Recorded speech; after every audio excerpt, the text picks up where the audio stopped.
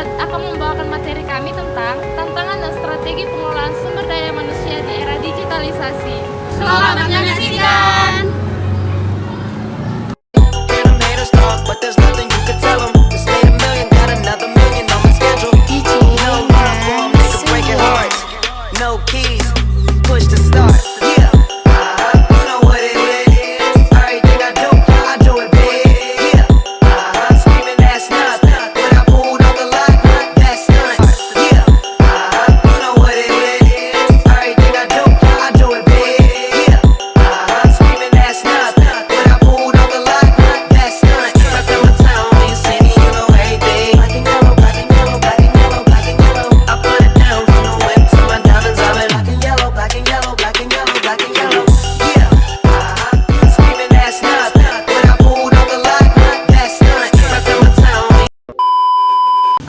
Strategi dalam pengelolaan sumber daya manusia di era digitalisasi.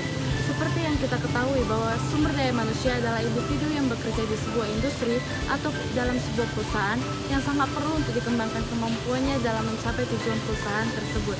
Maka dari itu, sangat diperlukan manajemen sumber daya manusia untuk dapat mencapai tujuan tersebut. Perusahaan perlu melakukan perencanaan, pelaksanaan, dan pemeliharaan strategi MSDM untuk memonitor dan mengevaluasi kinerja SDM-nya agar dapat bekerja secara optimal dalam menjalankan fungsinya. Di era digitalisasi ini, teknologi telah banyak mengubah cara kerja perusahaan yang secara signifikan.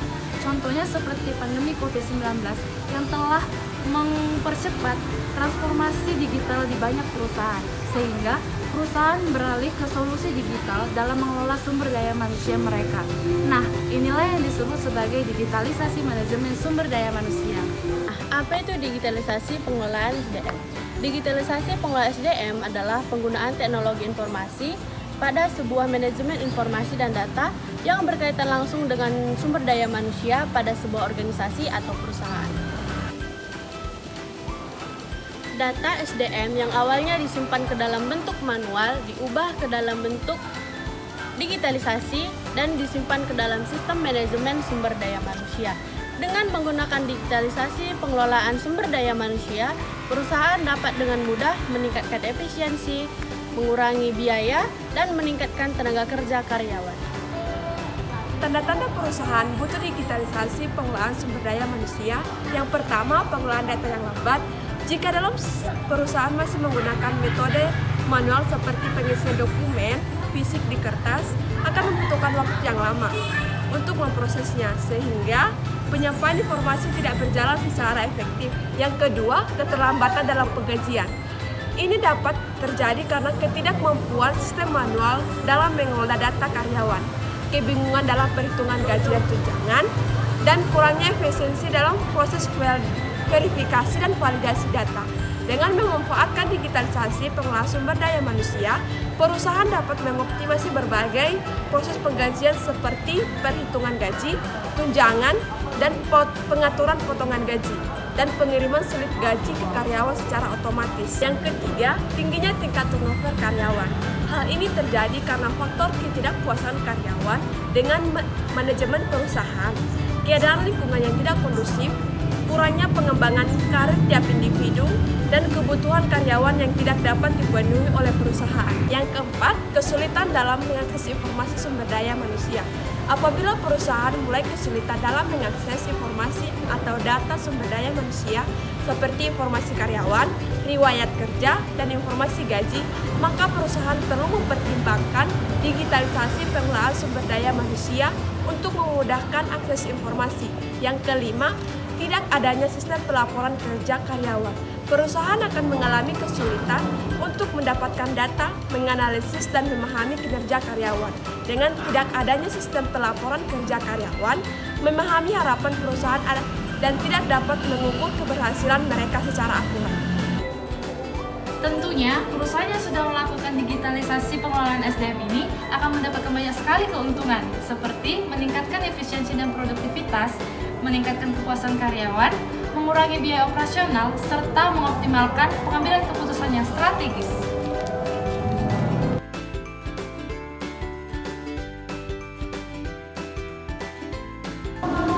Cara digitalisasi pengelolaan sumber daya manusia pada perusahaan.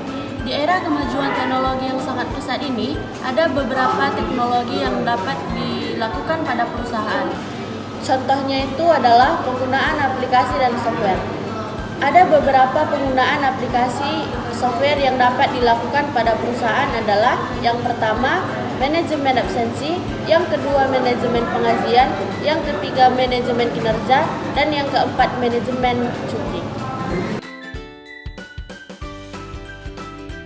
Kemampuan yang harus dimiliki sumber daya manusia di era digital saat ini yaitu satu, keterampilan digital, yaitu menguasai berbagai perangkat lunak dan aplikasi.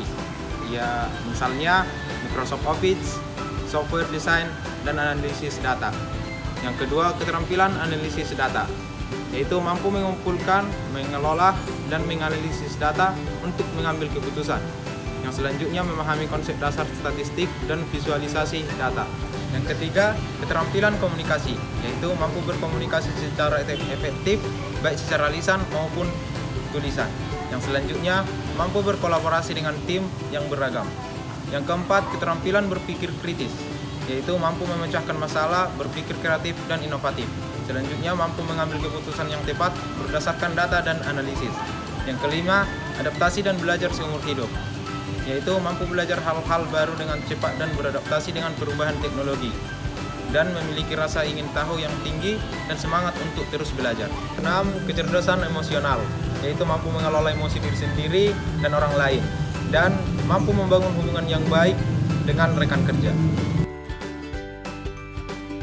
Mengapa keterampilan ini penting? Yaitu untuk meningkatkan produktivitas, meningkatkan inovasi, memperkuat kolaborasi, dan meningkatkan daya saing perusahaan. Tantangan sumber daya manusia di era digitalisasi diantaranya satu, kesenjangan keterampilan atau skill gap. Perubahan teknologi yang cepat menyebabkan keterampilan lama menjadi usang, sementara keterampilan baru seperti daya analisis, coding, dan literasi digital semakin dibutuhkan. Yang kedua, resistensi terhadap perubahan. Tidak semua terbuka terhadap perubahan, terutama bagi mereka yang sudah terbiasa dengan sistem dan cara konvensional. Yang ketiga, transformasi kepemimpinan. Kepemimpinan perlu beradaptasi agar bisa mengelola tim dengan pola kerja digital seperti jarak jauh atau remote work. Pemimpin yang kurang paham teknologi dapat menghadapi kesulitan dalam mendorong inovasi dan menginspirasi tim dalam ekosistem digital. Yang keempat, manajemen kerja jarak jauh dan hibrid. Era digital membawa tren kerja jarak jauh dan hibrid yang memunculkan tantangan dalam mengawasi kinerja, membangun keterkaitan tim atau employee, serta menjaga produktivitas. Yang kelima, keamanan data dan privasi. Sumber daya manusia harus mampu memahami dan menerapkan prinsip-prinsip keamanan siber agar data perusahaan dan pelanggan tetap aman. Pengelolaan talenta dan retensi karyawan, yang merupakan persaingan talenta di bidang teknologi semakin ketat sehingga perusahaan harus bersaing untuk mendapatkan dan mempertahankan sumber daya manusia yang terbaik. Yang ketujuh, pengembangan kompetensi berkelanjutan. Diperlukan budaya lifelong learning di mana karyawan terus belajar dan mengembangkan keterampilan baru seiring dengan perkembangan teknologi. Yang kedelapan, keseimbangan antara otomasi dan peran manusia. Dengan meningkatnya adopsi teknologi otomatisasi dan perubahan, perusahaan harus menentukan peran manusia dan teknologi secara tepat agar tidak menimbulkan ketakutan kehilangan pekerjaan. Strategi perencanaan sumber daya manusia.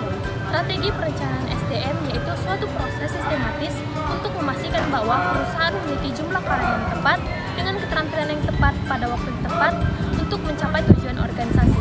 Perencanaan sumber daya manusia yang efektif akan membantu organisasi untuk meningkatkan kinerja, produktivitas, dan daya saing. Mengapa perencanaan sumber daya manusia itu penting? Perencanaan SDM sangat penting karena dapat menyesuaikan SDM dengan kebutuhan bisnis, dapat meningkatkan produktivitas, dapat mengurangi turnover, dapat menyiapkan penerus, serta dapat mengurangi biaya pengeluaran yang tidak perlu. Strategi perencanaan sumber daya manusia yang efektif dapat terjadi bila perencanaan sumber daya manusia selaras dengan tujuan strategi organisasi. Yang kedua, fokus pada pengembangan karyawan. Yang ketiga, memiliki sifat fleksibilitas. Yang keempat, adanya keterlibatan karyawan. Dan yang terakhir, penggunaan teknologi untuk mengolah data dan proses perencanaan. Namun, keberhasilan pengelolaan SDM di era ini tidak lagi bergantung pada adopsi teknologi saja, tetapi juga pada nilai-nilai humanisme, kolaborasi, dan kreativitas.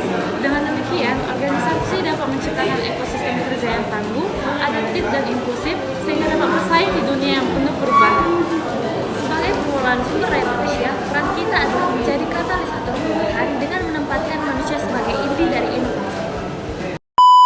Oke teman-teman, terima kasih sudah menonton videonya. Sebagai pengelolaan sumber daya manusia, peran kita adalah menjadikan manusia Tampilan digital, yaitu di mana memaksimalkan manfaat digitalisasi dan tetap kompetitif di dalam era